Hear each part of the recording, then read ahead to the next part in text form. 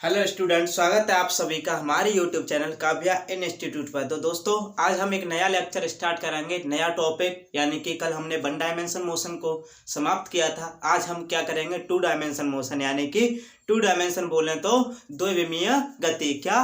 द्विविमीय गति। द्विविमीय गति में हम पढ़ेंगे क्या, एक टॉपिक वृत्तीय गति। पहले वृत्तीय गति, उसके बाद प्रक्षेप गति यानी कि सर्कुलर मोशन, एंड उसके बाद क्या, प्रोजेक्टाइल मोशन। तो आज हमारा जो लेक्चर होगा वो लेक्चर क्या होगा, सर्कुलर मोशन। सीएम को अगर बात करें तो सीएम कहते हैं सर्कुलर मोशन, शॉर्ट में सीएम बोल देते हैं क्या, सर्कुलर मोशन। बोले तो सर्कुलर मोशन। अगर हिंदी में बोले तो इसे कहते हैं वृत्तीय गति। क्या कहते हैं? वृत्तीय गति। क्या कहते हैं? वृत्तीय गति। अच्छा, पहला क्वेश्चन ये उठता है कि जो वृत्तीय गति चैप्टर का नेम है, आखिर में वो वृत्तीय गति की डेफिनेशन क्या कहती है कि वृत्तीय गति होती क्या है, सर्कुलर मोशन होता क्या है। तो देखो, सबसे पहले समझ लो कि जो वृत्तीय गति है वो एग्जाम्पल किसका है। एग्जाम्पल किसका है, क्वेश्चन यहाँ से हट होता है कि आखिर में वृत्तीय गति एग्जाम्पल किसका है। तो एग्जाम्पल है ये 2D मोशन का, याद रखना 2D मोशन का एग्जाम्पल है। 2D मोशन बोले तो द्विविमीय गति। क्या? द्विविमीय गति। द्विविमीय गति। क्लियर? यानी कि जो सर्कुलर मोशन है वो एग्जाम्पल किसका है, 2D मोशन का। किसका? 2D मोशन का। अगर बात करें कि 2D मोशन के एग्जाम्पल कितने होते हैं, 2D मोशन के ऐसे कौन कौन से एग्जाम्पल हैं, तो देखो, जो 2D मोशन यानी कि द्विविमीय गति होती है, हम इसमें दो एग्जाम्पल पढ़ेंगे। कितने? दो। Number first circular motion, number two then क्या, प्रोजेक्टाइल मोशन यानी कि प्रक्षेप गति। तो फर्स्ट क्या पढ़ेंगे, फर्स्ट पढ़ेंगे सर्कुलर मोशन। क्या? Circular motion. सर्कुलर मोशन की बात करें तो इसे हिंदी में कहते हैं वृत्तीय गति। क्या? वृत्तीय गति, जो आज हमने चैप्टर स्टार्ट किया है, शॉर्ट में बोल देते हैं CM। क्लियर? दूसरा जो है उसे बोलते हैं प्रोजेक्टाइल मोशन। क्या? Projectile motion. Projectile motion. अगर हिंदी में बात करें तो इसे कहते हैं प्रक्षेप्य गति। क्या? प्रक्षेप गति। शॉर्ट में बोले तो इसे बोल देते हैं PM। क्या? PM। PM बोले तो प्रोजेक्टाइल मोशन, और PM बोले तो क्या, PM बोले तो प्राइम मिनिस्टर। तो प्राइम मिनिस्टर नहीं है यहाँ पर, क्या है, प्रोजेक्टाइल मोशन। क्या है? Projectile motion. तो क्लियर हुआ, वृत्तीय गति यानी कि सर्कुलर मोशन है वो एग्जाम्पल किसका है, 2D मोशन का। किसका? 2D मोशन बोले तो द्विविमीय गति। और द्विविमीय गति के केवल दो एग्जाम्पल हम पढ़ेंगे। कौन सा? नंबर 1 सर्कुलर मोशन और नंबर 2 प्रोजेक्टाइल मोशन यानी कि वृत्तीय गति और प्रक्षेप गति। क्या? वृत्तीय गति और प्रक्षेप गति। तो देखो, वृत्तीय गति हम पढ़ेंगे इस चैप्टर में, वृत्तीय गति यानी कि सर्कुलर मोशन। तो सर्कुलर मोशन होता क्या है, हमने एग्जाम्पल की बात की। सर्कुलर मोशन किसका एग्जाम्पल है, 2D मोशन का। अब बात करते हैं कि जो सर्कुलर मोशन है वो होता क्या है। तो देखो, सर्कुलर मोशन की अगर डेफिनेशन की बात करें तो इसकी जो डेफिनेशन हम बनाएं तो सीधी सी सिंपल सी बात है, ये कोई क्या है, एक पॉइंट। क्या है? पॉइंट। पॉइंट कहें तो एक इसी मान लो निश्चित बिंदु। क्या मान लो, ये क्या है, एक निश्चित बिंदु है। क्या है? निश्चित बिंदु। बोले तो fix point. Fix point. Clear? Clear हुआ, ये क्या है, एक फिक्स पॉइंट है। अब हम इसी फिक्स पॉइंट को एक लेट कर लेते हैं, यानी कि मान लेते हैं। वो मान क्या लेते हैं, एक कोई क्या है, सेंटर है। सेंटर बोले तो केंद्र है। सेंटर बोले तो केंद्र है। अब देखो कि जो सर्कुलर मोशन होता है वो होता क्या है, यानी कि एक हमने पॉइंट लिया, उस पॉइंट को क्या कहा, एक फिक्स पॉइंट यानी कि निश्चित बिंदु, और उसी निश्चित बिंदु को हमने एक लेट किया, यानी कि हमने मान लिया कि वो निश्चित बिंदु है, वो क्या है, एक सेंटर है। क्या है? एक सेंटर है। किसका सेंटर है? एक सर्कल का सेंटर है, यानी कि इस सर्कल का सेंटर है। किसका सेंटर है? इस सर्कल का सेंटर है। तो ध्यान रखना, इस पॉइंट के यानी कि निश्चित बिंदु के चारों ओर घूमी हुई गति को क्या कहते हैं? सर्कुलर मोशन कहते हैं। क्या कहते हैं? सर्कुलर मोशन कहते हैं। अगर किताबी भाषा की बात करें तो कह सकते हैं कि निश्चित बिंदु को केंद्र मानकर एक निश्चित बिंदु यानी कि फिक्स पॉइंट को सेंटर लेट करके उसके चारों ओर की घूमी हुई गति को क्या कहते हैं? Circular motion. क्या कहते हैं? सर्कुलर मोशन यानी कि वृत्तीय गति कहते हैं। कैसे? कि निश्चित बिंदु को केंद्र मानकर, निश्चित बिंदु को केंद्र मानकर इसके चारों ओर घूमी हुई गति को क्या कहते हैं? वृत्तीय गति कहते हैं। क्या कहते हैं?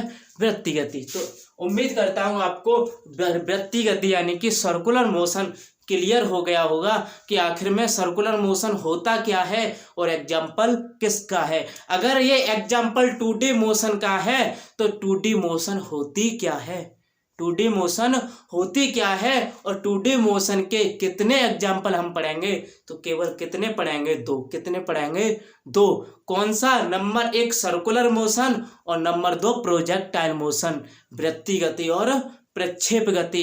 वृत्तीय गति होती क्या है? तो एक फिक्स पॉइंट को सेंटर लेट कर लेते हैं और सेंटर के चारों ओर घूमी गई गति को क्या कहते हैं? वृत्तीय गति कहते हैं। तो क्लियर हो गया होगा आपका, यानी कि वृत्तीय गति होती क्या है, वृत्तीय गति होती क्या है और एग्जाम्पल किसका है, एग्जाम्पल किसका है। अब हम पढ़ेंगे वो क्या पढ़ेंगे? एक टॉपिक है हमारा कोणीय विस्थापन। क्या है? कोणीय विस्थापन। कोणीय विस्थापन इस टॉपिक को पढ़ेंगे। तो मैं इतना इरेज करूंगा, पहले क्या करूंगा? इरेज करूंगा। देखो हम पढ़ेंगे क्या? Angular displacement. क्या पढ़ेंगे? Angular displacement. क्या पढ़ेंगे? Angular displacement. तो देखो हम पढ़ेंगे कोणीय विस्थापन। कोणीय विस्थापन बोले तो angular displacement. Angular displacement. Angular displacement. तो देखो एंगुलर डिस्प्लेसमेंट पढ़ने से पहले मैंने 1 डायमेंशन मोशन में आपको डिस्प्लेसमेंट पढ़ा चुका हूं। क्या? डिस्प्लेसमेंट बोले तो विस्थापन। क्या? विस्थापन। पता होगा, उम्मीद करता हूँ आपको पता होगा, आपने याद करके रखा होगा, पिछले सारे लेक्चरों को देखा होगा। तो मुझे बताइए कि जो डिस्प्लेसमेंट होता है वो क्या होता है? डिस्प्लेसमेंट होता है तो क्या होता है? सीधी सी सिंपल सी बात है। डिस्प्लेसमेंट ज्ञात करने के लिए हमने एक टॉपिक पढ़ा था। क्या पढ़ा था? वेग। बोले तो वेलोसिटी। वेग बराबर होता है विस्थापन बट्टे समय। क्या होता है? विस्थापन बट्टे समय। अगर हम यहाँ से विस्थापन निकालें यानी कि डिस्प्लेसमेंट निकालें तो समय किस में है? डिवाइड में, और इधर ले जाएंगे तो किस में पहुंच जाएगा? मल्टीप्लाई में। किस में पहुंच जाएगा? मल्टीप्लाई में। तो डिस्प्लेसमेंट इक्वल टू क्या निकलेगा? वेलोसिटी। Velocity multiply time. क्या निकलेगा? Velocity multiply time. क्लियर हुआ? डिस्प्लेसमेंट होता क्या है? वेलोसिटी और टाइम के गुणनफल को क्या कहते हैं? डिस्प्लेसमेंट कहते हैं। अब बात करते हैं हम डिस्प्लेसमेंट की जगह क्या पढ़ रहे हैं? Angular displacement. क्या पढ़ रहे हैं? एंगुलर डिस्प्लेसमेंट बोले तो कोणीय विस्थापन। अब बात करते हैं कि जो कोणीय विस्थापन होता क्या है? कोणीय विस्थापन होता क्या है? मान लो ये कोई क्या है? एक सर्कल है। क्या है? एक सर्कल है। और जब सर्कल है तो उसका कोई ना कोई सेंटर होगा। कोई ना कोई सेंटर होगा। मान लो ये उसका क्या है? सेंटर है। ये क्या है? एक सर्कल है। क्या है? सर्कल है। बोले तो वृत्त है। बोले तो वृत्त है। और वृत्त का कोई ना कोई केंद्र होता है, यानी कि सेंटर होता है। जाहिर सी बात है, अगर सर्कल है तो सर्कल का सेंटर जरूर होगा।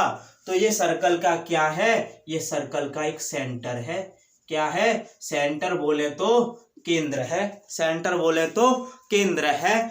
अब हमने छोटे यानी कि छोटी क्लासों में पढ़ा था कि सेंटर से इस परिधि तक की दूरी क्या कहलाती है, यानी कि केंद्र से परिधि तक की दूरी क्या कहलाती है, तो केंद्र से परिधि तक की दूरी कहलाती है त्रिज्या।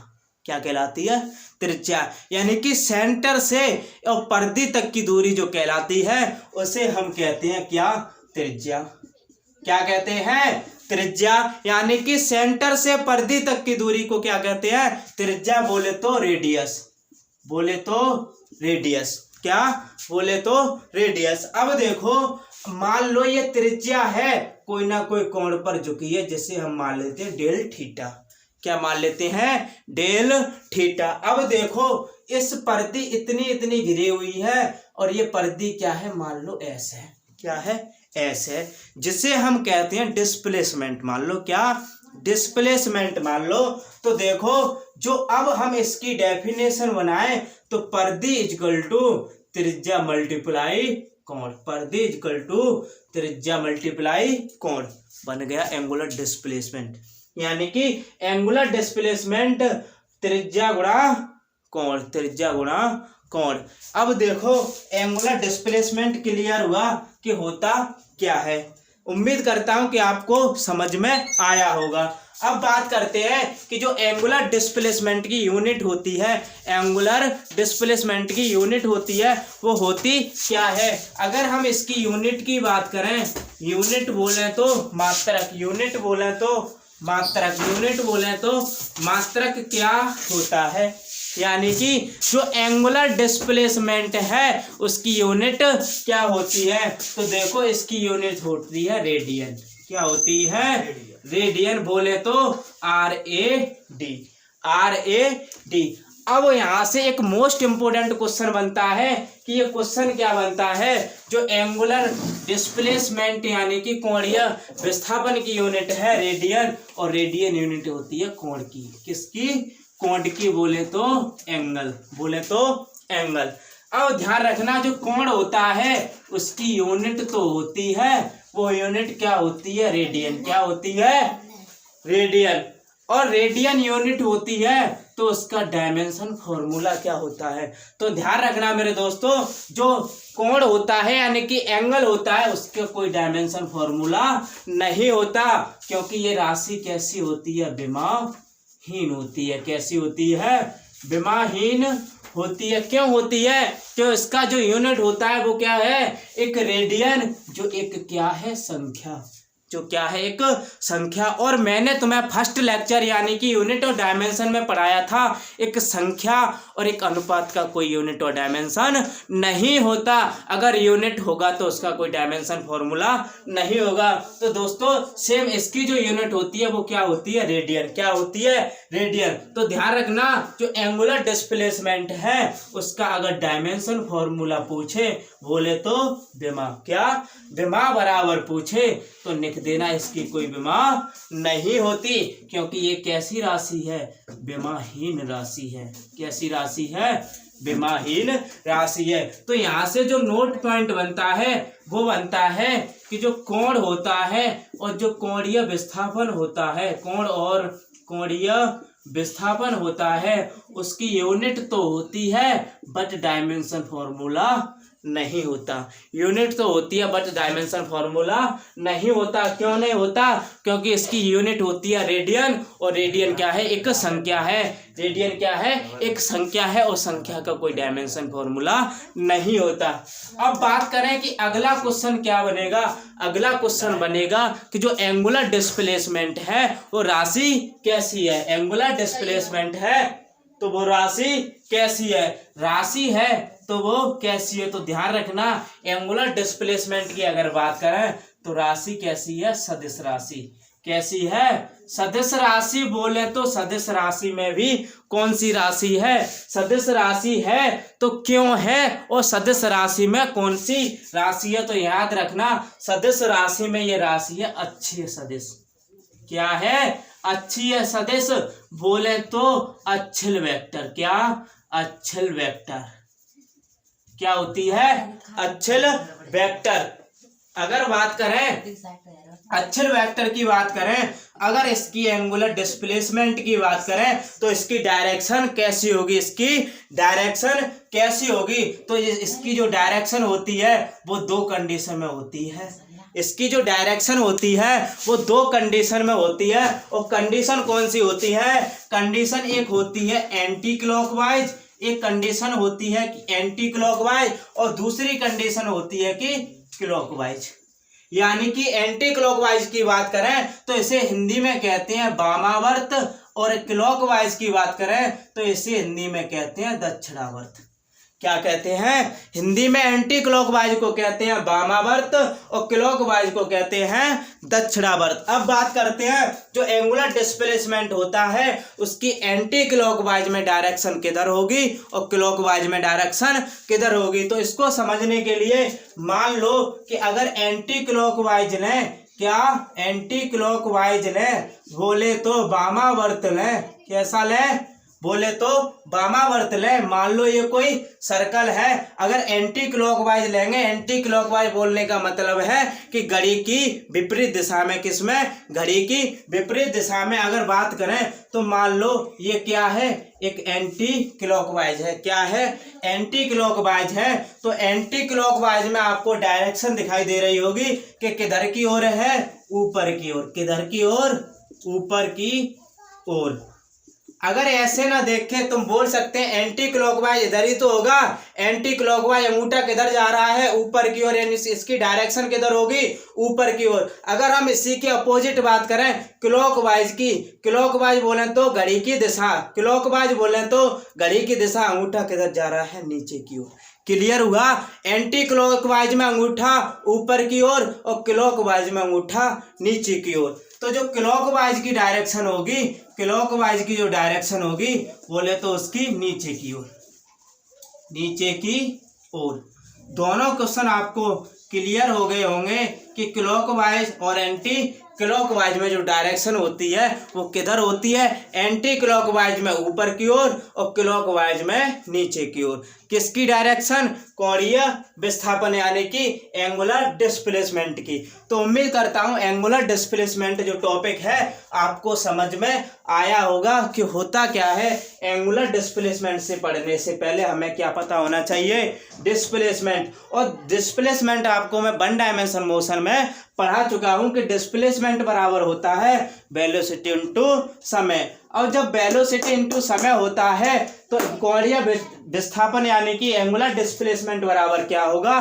तो ये एक सर्कल लिया था और उसके सर्कल के माध्यम से हमने इसको डिफाइन किया। यूनिट क्या होती है, डायमेंशन होती है, नहीं होती है, राशि होती है। तो कैसी होती है और क्यों होती है, डायरेक्शन किधर होती है। अब बात करेंगे जो अगला टॉपिक है वो टॉपिक है हमारा एंगुलर वेलोसिटी। क्या है? एंगुलर वेलोसिटी बोले तो कोणीय वेग। अब देखो क्या पढ़ेंगे, कोणीय वेग। अगला जो टॉपिक है वो क्या है, कोणीय वेग। कोणीय वेग को पढ़ेंगे कि कोणीय वेग होता क्या है। कोणीय वेग को पढ़ने से पहले मैं आपको एक यूनिट आई थी इसमें रेडियन, क्या आई थी, एक रेडियन। तो मैं रेडियन को क्लियर कर दूं कि आखिर में रेडियन होता क्या है। तो रेडियन देखो, एक 2 पाई रेडियन बराबर होता है, 2 पाई रेडियन बराबर होता है 360। 2 पाई रेडियन बराबर होता है 360। अगर हम यहाँ से पाई रेडियन की वैल्यू निकालें कि पाई रेडियन बराबर क्या होता है तो 360 डिवाइड बाई 2। क्यों 2? क्योंकि इधर किस में था, मल्टीप्लाई में, इधर किस में आ गया, डिवाइड में। अगर यहाँ से बात करें पाई रेडियन बराबर कितना निकला, 180। 2 से ये मल्टीप्लाई हो गया, कितने डिवाइड हो गया, कितनी बार, 180। अगर यहाँ से हम रेडियन बराबर निकालें तो रेडियन बराबर होता है 180 बाई पाई। क्लियर हुआ? एक रेडियन बराबर कितना होता है, 180 बट्टे पाई। कितना होता है, 180 बट्टे पाई होता है। और मैंने आपको बताई थी कि पाई हो और लॉग हो, इनकी कोई डायमेंशन नहीं होती, इनकी कोई डायमेंशन नहीं होती, क्योंकि ये क्या है, एक संख्या है। क्या है, एक संख्या है। तो रेडियन का फंडा आपको क्लियर हो गया होगा रेडियन क्या होता है। अब पढ़ेंगे हम जो क्या था एंगुलर वेलोसिटी। क्या था एंगुलर वेलोसिटी। अब एंगुलर वेलोसिटी को देखते हैं हम। एंगुलर वेलोसिटी होता क्या है, तो क्या पढ़ेंगे कोणीय वेग। क्या पढ़ेंगे कोणीय वेग बोले तो एंगुलर वेलोसिटी। एंगुलर वेलोसिटी कि एंगुलर वेलोसिटी होता क्या है। जनरली आपने 9th में या 10th में पढ़ा होगा कोणीय वेग होता क्या है। कोणीय वेग होता क्या है कि कोणीय वेग होता क्या है। तो देखो कोणीय वेग को समझेंगे कि कोणीय वेग होता क्या है।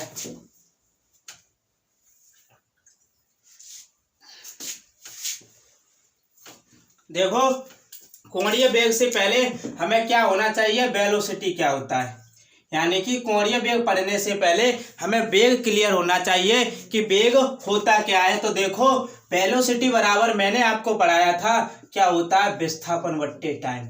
क्या होता है, विस्थापन बट्टे टाइम। अगर बोले तो velocity equal to displacement upon time. Clear हुआ। वेलोसिटी इक्वल टू क्या होता है, डिस्प्लेसमेंट अपॉन टाइम। अगर डेफिनेशन की बात करें तो वेलोसिटी होती है किसी एक निश्चित समय अंतराल में जितना विस्थापन तय करते हैं उस राशि को क्या कहते हैं, वेलोसिटी कहते हैं। क्या कहते हैं, वेलोसिटी। तो सेम देखो जहां पे हम वेलोसिटी पढ़ते हैं और वेलोसिटी से आगे क्या लग जाता है, एंगुलर। क्या लग जाता है, एंगुलर। यानी कि हमने पिछले चैप्टर में वेलोसिटी को पढ़ा था और इस चैप्टर में क्या पढ़ेंगे, angular velocity.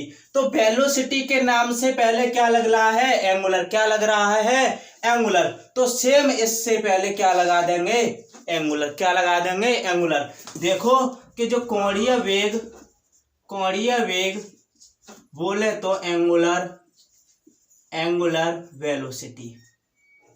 Angular velocity equal to क्या हुआ, कोणीय विस्थापन अपॉन समय हो गया। यानी कि जो कोणीय वेग होता है कोणीय विस्थापन बट्टे क्या होता है, समय। क्या होता है, समय। यानी कि निश्चित समय अंतराल में जितना कोणीय विस्थापन तय करते हैं उस कंडीशन को क्या कहते हैं, कोणीय वेग कहते हैं। कोणीय वेग को किससे प्रदर्शित करते हैं, तो कोणीय वेग को ओमेगा से प्रदर्शित करते हैं। किससे, ओमेगा से। तो मेरे दोस्तों यहाँ से तुमसे अगर कोणीय वेग की क्या पूछ ले कि इसकी यूनिट क्या होती है, यानी कि मात्रक क्या होता है, तो मात्रक निकालने के लिए ऊपर क्या है, कोणीय विस्थापन, जिससे हम अभी पीछे पढ़ के आए हैं। क्या, एंगुलर डिस्प्लेसमेंट क्या होता है, एंगुलर डिस्प्लेसमेंट होता है और उसकी यूनिट क्या होती है, तो इसकी यूनिट मैंने बताई थी, उसकी यूनिट होती है रेडियन।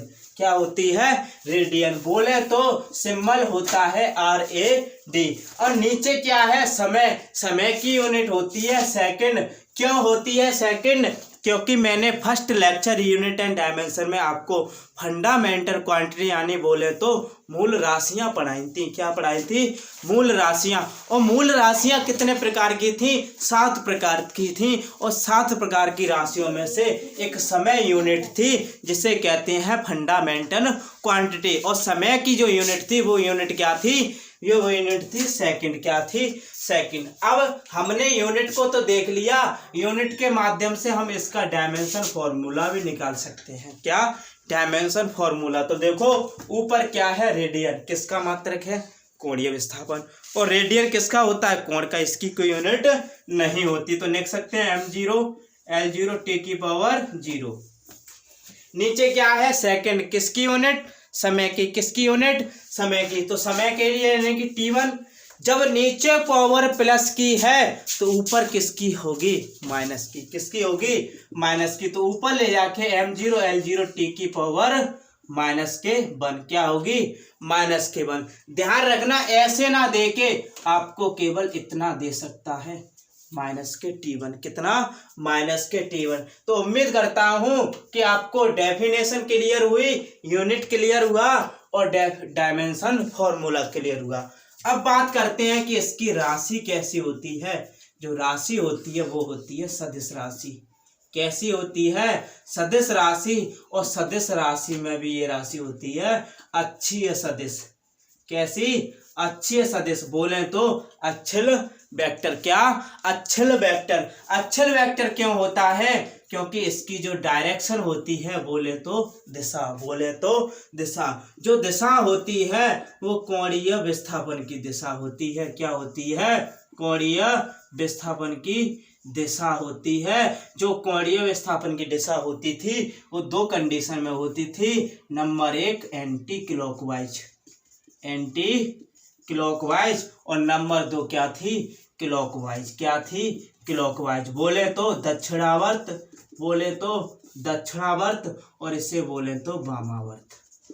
जो वामावर्त यानी कि एंटी क्लॉकवाइज में थी वो डायरेक्शन किधर की ओर थी, ऊपर की ओर, और क्लॉकवाइज में थी वो नीचे की ओर थी। यानी कि जो कोणीय वेग की डायरेक्शन होती है वो दो कंडीशन में होती है, एंटी क्लॉक में ऊपर की ओर और क्लॉकवाइज में नीचे की ओर। और जो कोणीय विस्थापन की दिशा होती है, तो कोणीय विस्थापन की दिशा दो कंडीशन में होती है। तो इस वजह से जो राशि है वो कैसी राशि है, अक्षीय सदिश। कैसी है, अक्षीय सदिश। तो कोणीय वेग आपका क्लियर हो गया होगा। अब हम पढ़ेंगे टाइप्स ऑफ एंगुलर वेलोसिटी। क्या पढ़ेंगे, टाइप्स ऑफ एंगुलर वेलोसिटी, यानी कि जो कोणीय वेग होता है वो कितने प्रकार का होता है, कितने प्रकार का होता है। तो ये आपका क्लियर हो गया होगा।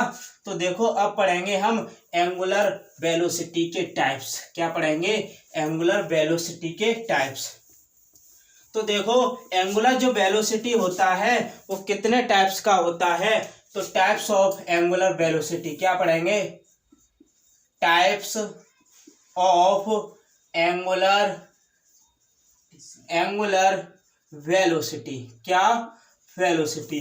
बोले तो कोणीय वेग के प्रकार, कोणीय वेग के प्रकार।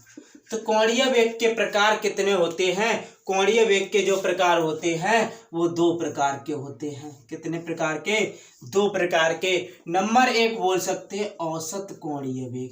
क्या, औसत कोणीय वेग। बोले तो average angular velocity, average angular velocity. अगर नंबर 2 की बात करें तो तात्क्षणिक कोणीय वेग, तात्क्षणिक कोणीय वेग, तात्क्षणिक कोणीय वेग। अब नंबर 1 हम पढ़ेंगे, क्या पढ़ेंगे कि नंबर 1 पढ़ेंगे औसत कोणीय वेग। क्या पढ़ेंगे, औसत कोणीय वेग। बोले तो average angular velocity, average angular velocity क्या होती है। तो एवरेज एंगुलर, जिसके आगे एवरेज लग जाता है उसके आगे क्या लग जाता है, कुल लग जाता है। उसके आगे क्या लग जाता है, कुल लग जाता है। यानी कि कोणीय वेग बराबर जो था उसके आगे क्या लगा देंगे, टोटल लगा देंगे। क्या लगा देंगे, टोटल लगा देंगे। यानी कि जो एवरेज एंगुलर वेलोसिटी की बात करें, एंगुलर वेलोसिटी की बात करें तो वो होता है total angular displacement, total angular displacement upon total time. अगर बोले हिंदी की तो हिंदी होती है कि औसत कोणीय वेग बराबर, औसत कोणीय वेग बराबर होता है कुल कोणीय विस्थापन अपॉन कुल टाइम, अपॉन कुल समय। अब यहाँ से हम दो कंडीशन देख सकते हैं कि इसकी यूनिट भी देख सकते हैं और इसका डायमेंशन फॉर्मूला भी देख सकते हैं। बोले तो इसकी राशि भी देख सकते हैं। अगर इसकी यूनिट की बात करें तो यूनिट किसके सेम होती है, जो कोणीय वेग की यूनिट होती है वो इसकी यूनिट होती है। बोले तो रेडियन प्रति सेकंड, बोले तो रेडियन प्रति सेकंड। डायमेंशन फॉर्मूला किसके बराबर होगा, एंगुलर वेलोसिटी बोले तो टी की पावर -k1, या बोले तो m की पावर 0 l की पावर 0 t की पावर -k1। अगर राशि की बात करें तो राशि कौन सी होती है, अक्षीय सदिश।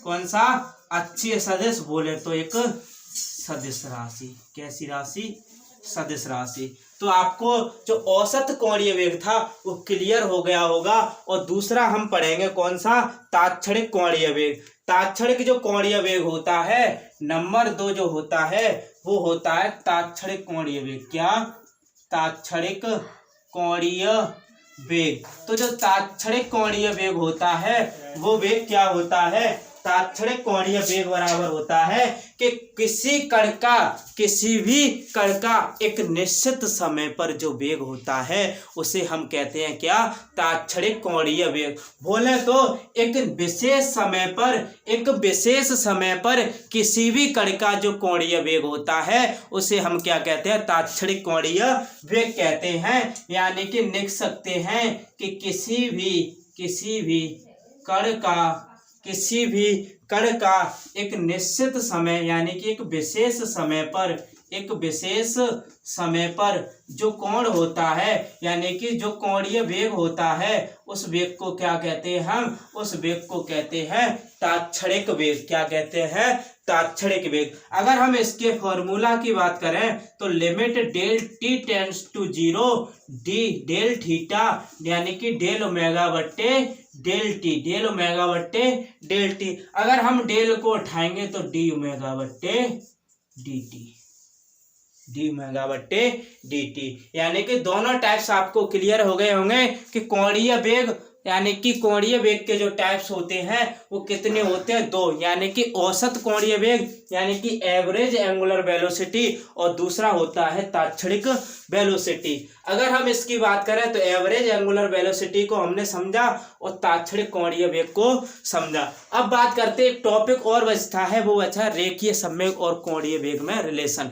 यानी कि relation between linear angular velocity और कौन सा, कोणीय वेग। अब देखते हैं कि वो रिलेशन आखिर में क्या था। एक लास्ट टॉपिक है, वो क्या है, रिलेशन बिटवीन लीनियर वेलोसिटी और एंगुलर वेलोसिटी, लीनियर वेलोसिटी और एंगुलर वेलोसिटी। तो देखो हम लिख सकते हैं कि रिलेशन बिटवीन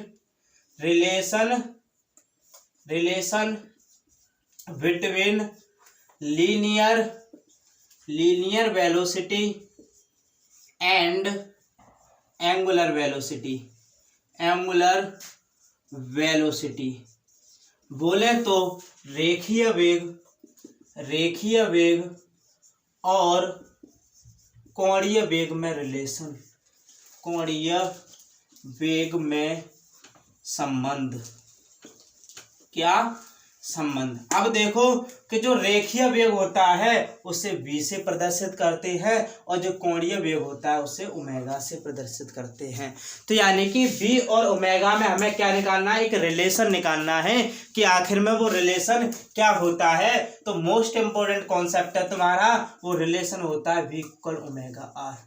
क्या होता है, v इक्वल ओमेगा आर। ये रिलेशन आपको याद कर लेना है कि रेखीय वेग और कोणीय वेग में जो रिलेशन होता है वह v इक्वल ओमेगा आर होता है। लेकिन होता है तो ऐसा क्यों होता है, तो देखो इसका हम एक सदिश रूप देखेंगे, यानी कि इसका जो सदिश रूप होता है वो v vector equal to omega vector into r vector. क्या होता है, v vector equal to omega vector. लेकिन ऐसा होता है तो क्यों होता है, ऐसा इसलिए होता है कि जब जब हम क्रॉस को हटाते हैं तब तब हम साइन को लगाते हैं। यानी कि जब जब क्रॉस को उठाएंगे तब तब क्या लगाएंगे, साइन को लगाएंगे। तो v बराबर ओमेगा आर साइन थीटा। ध्यान रखना जो एंगुलर यानी कि कोणीय वेग लगता है वो इधर की ओर लगता है और जो लीनियर वेलोसिटी होती है वो इधर की ओर होती है। तो इन दोनों के बीच जो एंगल बनता है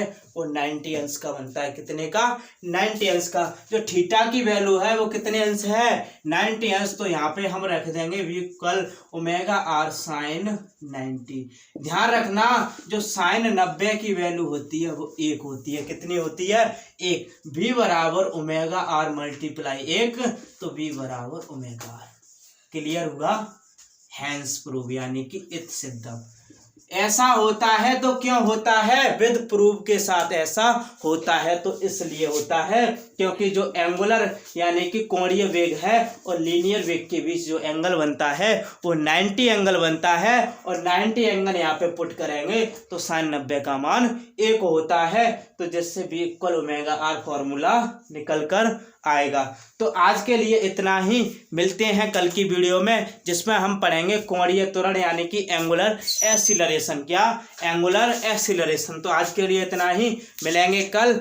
जिससे हमारी वीडियो को लाइक शेयर एंड कमेंट करते रहिए और हमारे YouTube channel Kavya institute with Ravi sir को सब्सक्राइब कर लीजिएगा। तो मिलेंगे कल। आज के लिए इतना ही। जय हिंद, जय भारत।